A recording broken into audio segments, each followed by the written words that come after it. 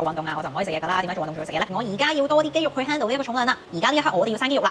今日咧夜晚先嚟拍片啊，所以就比較暗少少啦。試一個新嘅 setting、新嘅位置啦。今日嘅 topic 就係點樣令到我哋嘅身體知道我哋而家要生肌肉咧。首先咧要令到我哋嘅身體咧知道要生肌肉咧，我哋要滿足3大條件先嘅。咁第一樣咧就係有足夠嘅肌肉刺激啦。換言之咧就即係我哋要做一啲 weight training 啊，重量訓練去令到我哋嘅身體知道而家呢一刻我哋要生肌肉啦。我哋做到最後嗰幾下嘅時候咧，就好似 send 緊 signal 俾個身體咁樣，我而家要多啲肌肉去 handle 呢一個重量啦。我要maintain住我有嘅肌肉量，同埋生多少少去 handle 呢一個重量嘅。咁重量訓練咧就有呢一個功能啦。第二樣嘢咧就係我哋要有足夠嘅營養補充啦。我哋要食夠 carbs、protein、fat、碳水、蛋白質、脂肪，令到我哋嘅身體咧有足夠嘅營養素咧去修復同埋令到肌肉生長嘅。咁你可以想象咧生肌肉咧就好似養小動物咁樣啦。咁無論係操嘢前或者操嘢後或者當日全日都一定要食夠營養去俾我哋嘅身體生肌肉噶啦。咁第三樣嘢咧就係休息同埋恢復嗰邊做得好啦。咁我哋至少咧都要有7至9個鐘頭嘅睡眠啦，同埋咧要安排翻休息日俾我哋嘅，就唔好一個星期7日都操嘢啦。因為過量嘅訓練咧有機會會分解我哋嘅肌肉嘅。咁以下呢個情況咧就係好多人都會犯嘅錯誤啦，就係我淨係操嘢嘅啫，我就唔點樣食嘢嘅。因為啲人覺得做運動啊，我就唔可以食嘢噶啦，點解做運動仲要食嘢咧？但係呢個係大錯特錯噶，因為如果你淨係操嘢或者淨係做運動但係唔食嘢咧，你個身體咧係會偏向要令到你去生存啦，佢會儲存更加多嘅脂肪喺你嘅體內俾你生存啦，多過去生肌肉嘅，甚至乎佢可能會削弱你僅餘嘅肌肉咧，令到你可以消耗少啲能量噶，因為你 keep 住做嘢，但係你唔食嘢落去啊嘛。總結就係我哋食嘢、瞓覺、操練3者缺一不可嘅，我哋每樣嘢都要做好啦，咁樣先至可以生多啲肌肉仔俾自己嘅。同埋